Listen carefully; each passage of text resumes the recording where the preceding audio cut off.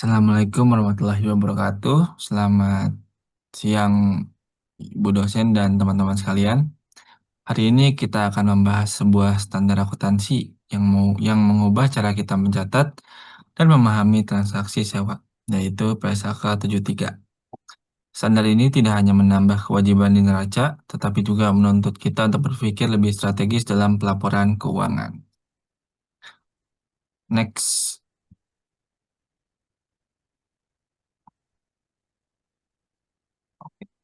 Baik, sebelum kita masuk ke pembahasan detail tentang PSAK 73, saya ingin memberikan gambaran terlebih dahulu mengenai poin-poin utama yang akan kita bahas pada sesi ini. Pertama, kita akan melihat perubahan utama yang terjadi dalam standar ini, khususnya perbandingan dengan PSAK sebelumnya dan apa dampaknya terhadap laporan keuangan.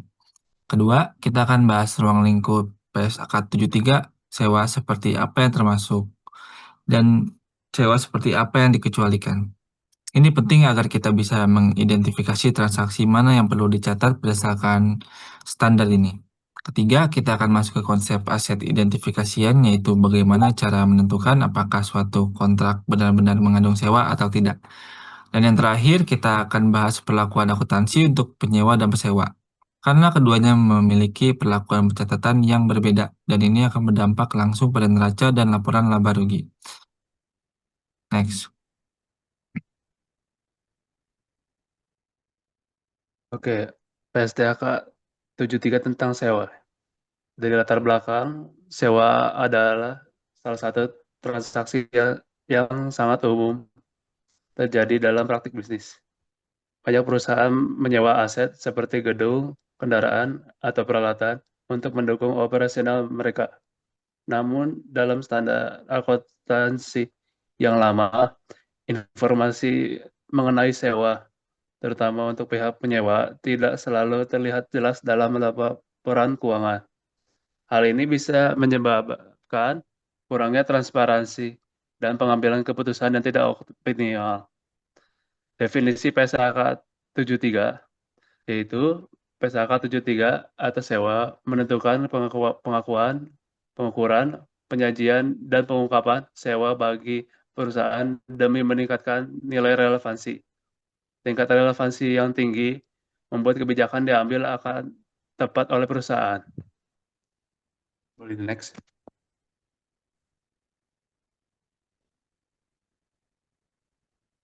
Lalu perubahan dalam PSAK 73, yang pertama bagi lise, perubahan yang paling besar dalam PSAK 73 terjadi pada pihak penyewa atau lise. Sebelumnya dalam PSAK 30 ada dua kali klasifikasi utama untuk sewa, yaitu yang pertama operating lease yang dicatat sebagai beban secara periodik, yang kedua ada finance lease yang dicatat sebagai aset dan kewajiban. Namun, di bawah PSAK 73, klasifikasi ini dihapus untuk lise karena semua jenis sewa, baik pendek maupun panjang, asalkan tidak termasuk pengecualian yang harus diakui sebagai hak aset guna atau right of use asset dan liabilitas sewa atau lease liability dalam laporan posisi keuangan. Lalu, yang kedua, bagi lessor, berbeda dengan penyewa, perlakuan akuntansi untuk lessor tidak mengalami perubahan yang besar. Lessor tetap menggunakan klasifikasi operating lease dan finance lease sesuai dengan ketentuan PSAK sebelumnya. Jadi perubahan utama PSAK 73 benar-benar berfokus pada penyewa karena tujuan utamanya adalah meningkatkan transparansi dalam pengungkapan kewajiban sewa oleh perusahaan yang menyewa aset.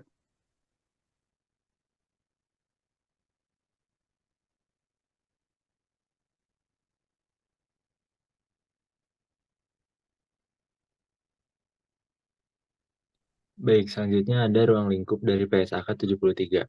PSAK 73 berlaku untuk semua kontrak sewa dan kontrak yang mengandung sewa, yakni yang memberikan hak untuk mengendalikan penggunaan suatu aset identifikasian selama periode waktu tertentu dengan imbalan. Namun, terdapat beberapa pengecualian penting, yaitu jenis kontrak atau aktivitas yang tidak diatur oleh PSAK 73 karena sudah dicakup oleh standar lain. Yang pertama itu ada aktivitas eksplorasi dan evaluasi pertambangan. Ini diatur dalam PSAK 64. Jadi PSAK 73 tidak berlaku untuk hak sewa atas aset yang digunakan dalam aktivitas eksplorasi dan evaluasi sumber daya mineral. Misalnya, penggunaan rig pengeboran untuk eksplorasi minyak dan gas. Lalu yang kedua ada sewa atas aset biologis oleh penyewa atau lease. Ini diatur dalam PSAK 69 Agrikultur. Di sini, PSAK 73 tidak berlaku untuk sewa aset biologis, misalnya hewan ternak, tanaman, yang digunakan dalam kegiatan agrikultur. Lalu yang ketiga ada perjanjian konsesi jasa. Ini diatur dalam ISAK 16 atau perjanjian konsesi jasa. Merupakan perjanjian antara pemerintah dan operator swasta untuk membangun atau mengoperasikan infrastruktur publik. Contohnya, jalan tol, pelabuhan, bandara. Lalu yang keempat ada lisensi kekayaan intelektual oleh pesewa atau resort. Ini diatur dalam PSAK 72, pendapatan dari kontrak dengan pelanggan. Nah, jika pesewa memberikan lisensi atas hak kekayaan intelektual, misalnya software, merek dagang, maka PSAK 72 ini yang berlaku. Artinya, bukan dianggap sewa dalam konteks PSAK 73. Lalu yang kelima ada hak dalam perjanjian lisensi oleh penyewa atau lease. Ini diatur dalam PSAK 19, aset tak berwujud yang menyangkut hak penggunaan atas aset tak berwujud ini, seperti film, rekaman video, karya panggung, manuskrip, paten, hak cipta. Hak ini dicatat sebagai aset tak berwujud, bukan sewa menurut PSAK 73. Boleh di next. Lalu ada pengecualian ruang lingkup. Ini itu bersifat opsional. Yang pertama, sewa jangka pendek, yang dimana kurang dari 12 bulan dan tidak mengandung opsi beli. Lalu yang kedua, ada sewa aset bernilai rendah, yang dimana aset mendasar tidak memiliki ketergantungan atau interrelasi yang tinggi dengan aset lain, contohnya dari laptop, HP, atau furnitur kantor. Boleh di next. Baik, selanjutnya kita akan menjelaskan mengenai mengidentifikasi sewa. Di sini ada alur logika atau flowchart. Satu, apakah ada aset identifikasikan? Jika tidak, bukan sewa. Jika iya, lanjut ke tahap berikutnya. Tahap kedua, apakah penyewa mendapat manfaat ekonomi utama dari penggunaan aset tersebut? Misalnya, dapat menggunakan hasil produksi aset tersebut sepenuhnya. Jika tidak, yaitu bukan sewa. Dan jika iya, lanjut ke tahap selanjutnya. Apakah penyewa memiliki hak untuk mengarahkan penggunaan aset dalam masa sewa? Jika iya, kontrak mengandung sewa. Jika tidak, bukan sewa. Saya akan menjelaskan identifikasikan aset. Satu, ditentukan secara eksplisit atau implisit dalam kontrak. Contoh eksplisit, truk bernomor seri X bla bla bla disewakan selama 1 tahun. Contoh implisit, hanya tersedia 1 unit mesin, maka walaupun tidak disebutkan secara langsung, aset tersebut dianggap spesifik. Dua, pemasok tidak memiliki hak substitusi substantif, artinya penyewa tidak dapat diganti dengan aset lain oleh supplier selama masa sewa, kecuali biaya penggantian rendah dan manfaatnya besar. Jika supplier bisa seenaknya mengganti aset, maka bukan aset identifikasian. Tiga, bagian fisik dari aset dapat dibedakan secara jelas. Contoh, satu lantai gedung, satu ruangan, satu kapasitas tangki dalam sistem besar. Asalkan bagian tersebut terdefinisi secara fisik dan tidak bercampur.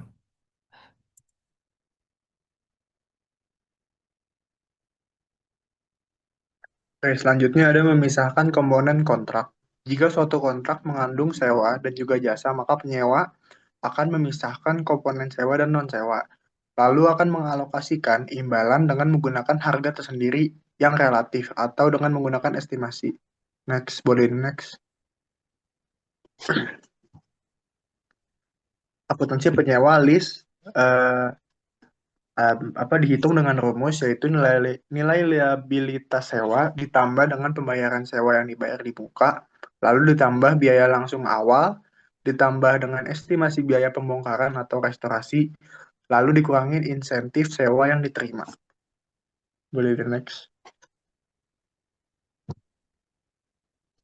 Oke, selanjutnya ada akuntansi penyewa atau lease, yaitu liabilitas sewa sama dengan nilai kini pembayaran sewa ditambah nilai kini pembayaran ekspektasian pada akhir sewa. Komponen yang utama dalam pengukuran liabilitas sewa meliputi yang pertama ada masa sewa, yaitu periode yang tidak dapat dibatalkan termasuk opsi memperpanjang atau mengakhiri sewa. Lalu yang kedua ada pembayaran sewa yang terdiri dari pembayaran tetap, pembayaran variabel berdasarkan indeks atau harga bunga, estimasi nilai residu, dan harga eksekusi opsi beli jika ada. Lalu yang selanjutnya ada masa sewa dan X saja. Selanjutnya ada masa sewa dan faktor penentu terakhir, yaitu ada faktor efektif ekonomik dan faktor lain. Oke, selanjutnya.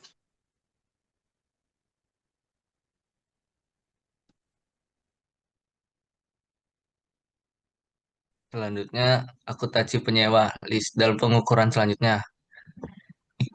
Itu mengacu pada bagaimana penyewa mengukur dan mencatat aset hak guna dan liabilitas sewa setelah pengakuan awal. Pengukuran selanjutnya ini memastikan bahwa posisi keuangan penyewa mencerminkan kewajiban dan hak yang tersisa sepanjang masa sewa.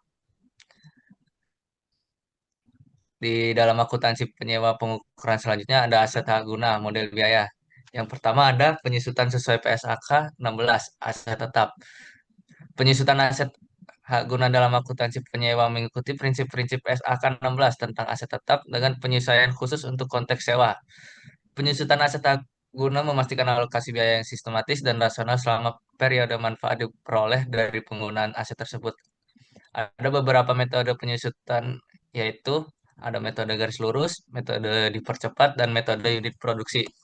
Untuk jurnal penyusutan, di debit ada beban penyusutan aset hak guna, di kredit ada akumulasi penyusutan aset hak guna.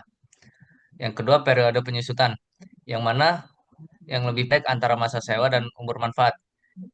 Yang ketiga, uji penurunan nilai sesuai PSAK 48, penurunan nilai aset. PSAK 48 tentang penurunan nilai aset diterapkan pada aset hak guna dalam akuntansi penyewa untuk memastikan aset tidak dicatat melebihi jumlah terpulihkannya. Uji penurunan nilai memastikan aset hak guna tidak overstate dan mencerminkan kondisi ekonomi dapat indikasi bahwa aset hak guna mengalami penurunan nilai baik dari sumber eksternal dan sumber internal. Untuk jurnal dalam pengukuran di debit ada rugi penurunan nilai aset hak guna, di kreditnya ada aset hak guna. Dalam jurnal pemulihannya di debit ada aset hak guna, di kredit ada pemulihan rugi penurunan nilai aset. Boleh di next.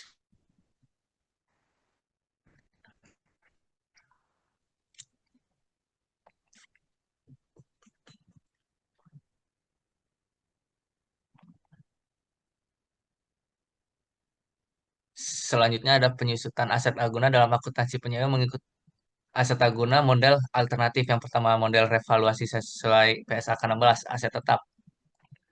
Dengan penyelesaian khusus untuk konteks sewa, penyusutan aset hak guna memastikan alokasi biaya dan yang sistematis dan rasional selama periode manfaat diperoleh dari penggunaan aset tersebut. Ada beberapa metode penyusutan. Metode garis lurus, dipercepat, dan unit produksi. Di jurnal revaluasi eliminasi di debit ada akumulasi, ada di debitnya ada aset hak guna, di kredit ada surplus revaluasi. Yang kedua, ada model nilai wajar sesuai PSA ke-13. Di jurnal ada di debitnya ada properti investasi aset hak guna, di kredit ada keuntungan perubahan nilai wajar, lalu di debit ada kas, di kredit pendapatan sewa, di debit beban operasional properti, di kreditnya ada kas. Boleh di next.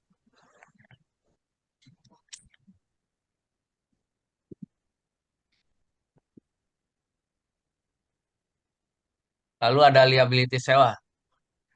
Biaya perolehan diamortisasi dengan menggunakan metode bunga efektif. Next.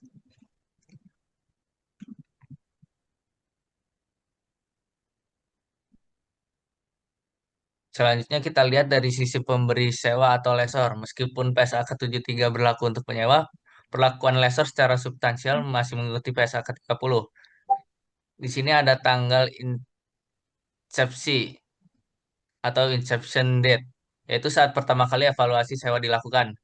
Lalu ada uji klasifikasi sewa untuk menentukan apakah termasuk sewa pembiayaan jika secara substansial resiko dan manfaat kepemilikan dialihkan ke penyewa, atau sewa operasi jika tidak dialihkan. Lalu ada hak milik bisa saja dialihkan di akhir masa sewa, namun bisa juga tidak. Boleh di next.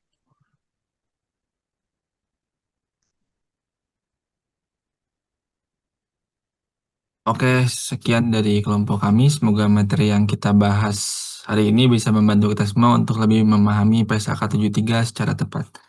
Bila ada pertanyaan atau diskusi bisa langsung komen di via live Unpad.